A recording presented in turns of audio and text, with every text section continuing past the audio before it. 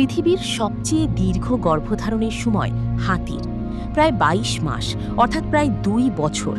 কিন্তু প্রকৃতি এটাকে এত দীর্ঘ সময় কেন দিয়েছে? যেখানে মানুষ মাত্র ৯ মাসেই জন্ম নিতে পারে, সেখানে হাতির কেন প্রায় ২ বছর লাগে? আসলে হাতির বাচ্চা জন্মের আগেই অনেক বেশি উন্নত অবস্থায় থাকে, বিশেষ করে তার মস্তিষ্ক, যা স্থলভাগের প্রাণীদের মধ্যে সবচেয়ে জটিল বলে ধরা হয়। সে হাঁটা, চিনতে পারা এবং নিজের পাল বা দলে থাকার মতো দক্ষতাগুলো জন্মের আগেই গড়ে তুলতে শুরু করে। কিন্তু এটা কিভাবে হয়? মায়ের পেটের ভিতরেই বাচ্চার মস্তিষ্ক ক্রমাগত বিভিন্ন সংকেত ও উদ্দীপনা পায়। তার স্নায়ুতন্ত্র ধীরে ধীরে সম্পূর্ণ সক্রিয় হয়ে ওঠে। সে নিজের সুর নাড়াতে শিখে, শরীরের ভারসাম্য রাখতে শিখে, আর মায়ের হার্টবিট ও নড়াচড়া অনুভব করে বাইরের পৃথিবীর জন্য নিজেকে প্রস্তুত করে।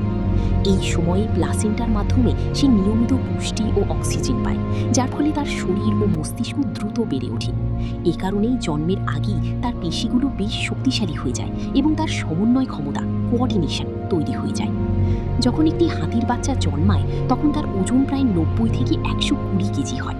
সবচেয়ে আশ্চর্যের বিষয় হলো, সে কয়েক ঘন্টার মধ্যেই দাঁড়িয়ে হাঁটা শুরু করে, কারণ জঙ্গলে টিকে থাকার জন্য তাকে দ্রুত প্রস্তুত হতে হয়। কিন্তু এই পুরো গল্পের সবচেয়ে সুন্দর অংশ হলো সেই সময়টা, পুরো ২২ মাস, যখন একটি মা তার বাচ্চাকে প্রতিটি মুহূর্তে অনুভব করে, তার প্রতিটি ছোট নড়াচড়া নিজের মধ্যে বাঁচিয়ে রাখে। এটা শুধু শরীরের সম্পর্ক নয়, বরং এমন এক বন্ধন যা জন্মের আগেই শুরু হয়ে যায়। ভিডিওটি ভালো লাগলে অবশ্যই লাইক ও শেয়ার করে সঙ্গে থাকুন।